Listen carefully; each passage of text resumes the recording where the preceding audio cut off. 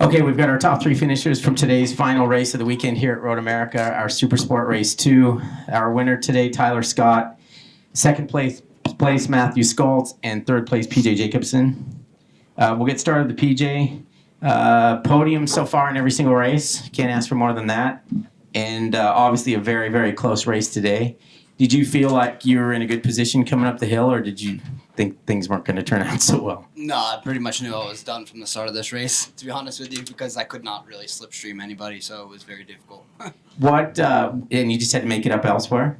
Yeah, I just felt like I was really riding hard on the brakes. And yeah, like even in a double draft, I really couldn't pass anybody, Like I really had to make a lunge extra onto the brakes. So yeah, it was a little bit difficult, but it would have helped, honestly, a little bit if we had a little bit extra juice there. But yeah, it was a difficult race for me.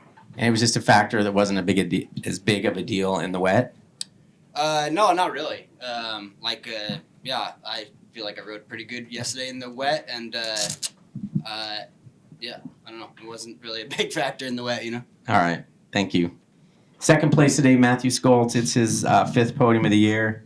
Second yesterday, second today. You're Mr. Second place this weekend, but that's not a bad points haul.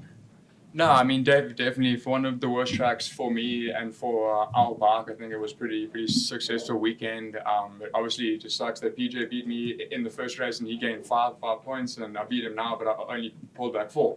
So he's gaining a little bit more points in the championship. But overall, I'm just pumped that we're heading to the tighter tracks now, which should suit the R6, a little bit more.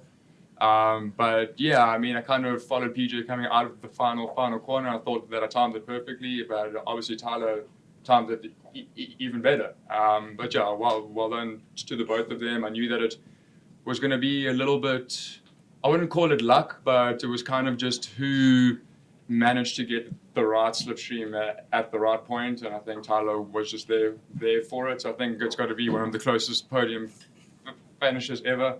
So I'm just pumped just to be a part of it. All right, well, congratulations. Our winner today, Tyler Scott. It's his first win of the year. Took a lot longer than we thought, probably a lot longer than you thought as well. It hasn't been a real good start to your season, and a lot of people, it was like, oh, you'd one of the preseason favorites, right, for the championship, and it's not. I'm not saying it's too late for that, but I mean, how good does it feel to get this win, and can we build some momentum with that? Yeah, definitely. Our season definitely didn't start off good at all.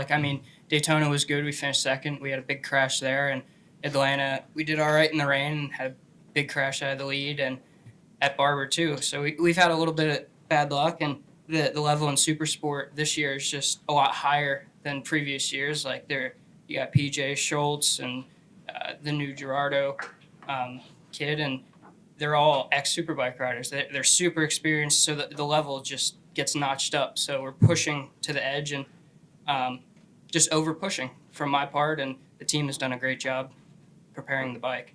Did you suffer any injuries some of those were bad crashes, but I think you got up from all of them, but has there been any part of your body that's giving you trouble? No injuries, 100%. Oh, that's awesome. Yeah. He bounces well. Yeah, he does. Yeah. But the team did a great job this weekend, and overall the goal is to not try and lead the race and pull away, because that hasn't worked the last 2 weekends for us, but I can race, and I know how to race well, so the goal was just to stay with the front pack and start racing at the end for the lead. And coming up the hill, I had a plan to at least draft one of them, and when they split, the only opportunity that I had was if PJ didn't go to the wall. If he would have went to the wall, I wouldn't have had the opening, and I just had enough of an opening to try and see what I could do at the last couple 100 feet. Was it fun? Stressful, but yeah, definitely fun. All right. Questions?